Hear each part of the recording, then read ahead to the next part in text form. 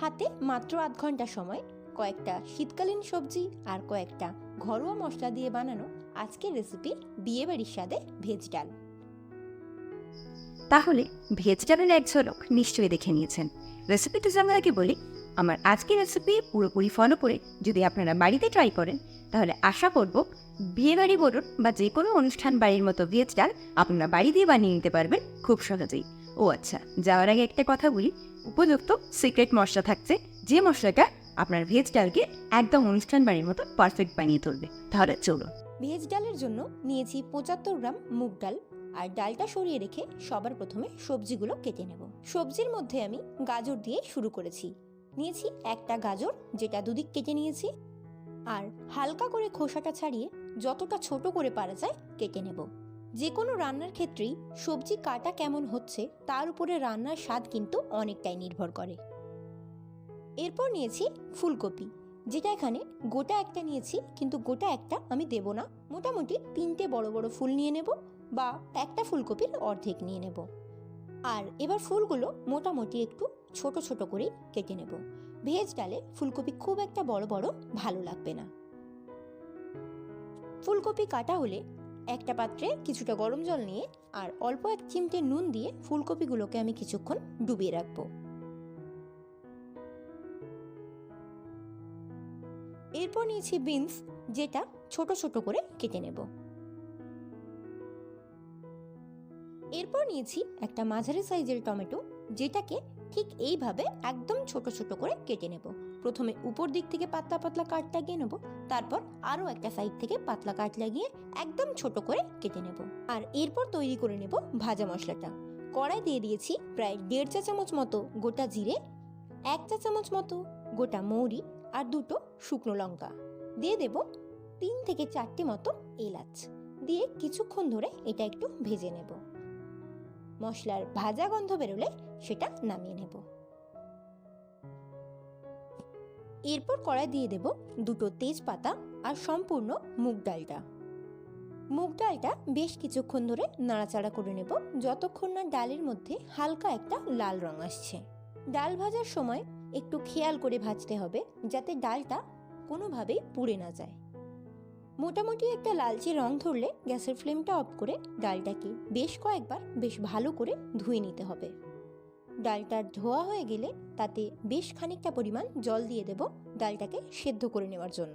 আর এই পর্যায়ে দিয়ে দেব পরিমাণ মতো নুন, পরিমাণ মতো হলুদ, আর জাস্ট অল্প কয়েক ফোঁটা সাদা তেল। অন্যদিকে আর একটা কড়াই আমরা দিয়ে দেব প্রায় 1.5 চা চামচ মতো সাদা তেল, আর তাতে প্রথমে দিয়ে দেব গাজরগুলো। যেহেতু গাজর সমস্ত সবজির থেকে তুলনায় শক্ত, তাই প্রথমে সেটাই দিয়ে দেব। গাজর দেওয়ার মিনিট 2-এর মধ্যে দিয়ে দেব মটরশুঁটি, আর আবারও মিনিট 2 সময় ধরে নাড়াচাড়া করে নেব।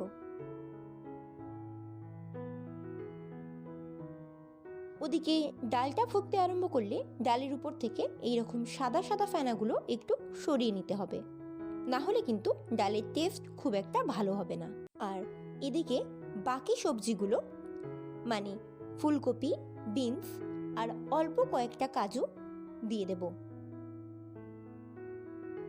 এবার এই সবজিগুলো বেশ কিছুক্ষণ সময় ধরে ভেজে নেব, যতক্ষণ না পর্যন্ত এগুলো মোটামুটি 50% থেকে 60% কুক হয়ে আসছে। মাঝে একবার দিয়ে দেব 1/4 চা চামচ হলুদ আর হাফ চামচ মতো নুন। দিয়ে বেশ ভালো করে নুন আর হলুদের সাথে এই সব কটা সবজিকে নাড়াচাড়া। ওদিকে ডালটা প্রায় অনেকটাই সেদ্ধ হয়ে এসেছে, দেখতেই পাচ্ছেন ডালের দানাগুলো সেদ্ধ হয়ে কতটা বড় হয়ে গেছে। এই পর্যায়ে ডালটাকে নামিয়ে চাপা দিয়ে রাখতে হবে। বাকি যেটুকু সেদ্ধ হতে বাকি আছে সেটা পরে সবজির সাথে সেদ্ধ হয়ে যাবে। আর সবজি মোটামুটি অর্ধেক অর্ধেক সেদ্ধ হয়ে এলে সেটা তুলে নেব। এরপর কড়াই দিয়েছি আরও 1.5 চা চামচ মতো তেল। দিয়ে দেব 1 চা চামচ মতো গোটা জিরে আর 2টো মতো শুকনো লঙ্কা। জিরে একটু ভাজা হয়ে এলে দিয়ে দেব প্রায় 1.5 চা চামচ মতো থেঁতো করে নেওয়া আদা। দিয়ে বেশ কিছুক্ষণ নাড়াচাড়া করব, যতক্ষণ না আদার কাঁচা ভাবটা চলে যায়। আদার কাঁচা ভাব চলে গেলে তুলে দেব কেটে রাখা টমেটোটা, আর টমেটো দিয়ে বেশ কিছুক্ষণ নাড়াচাড়া করব।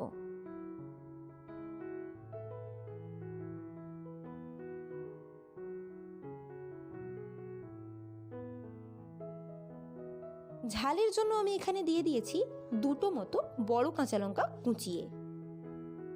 আর টমেটো মোটামুটি সেদ্ধ হয়ে এলে বেশ ভালোভাবে তাতে তুলে দেব ভেজে রাখা সবজিগুলো, আর আবারও বেশ কিছুক্ষণ সময় ধরে নাড়াচাড়া করব।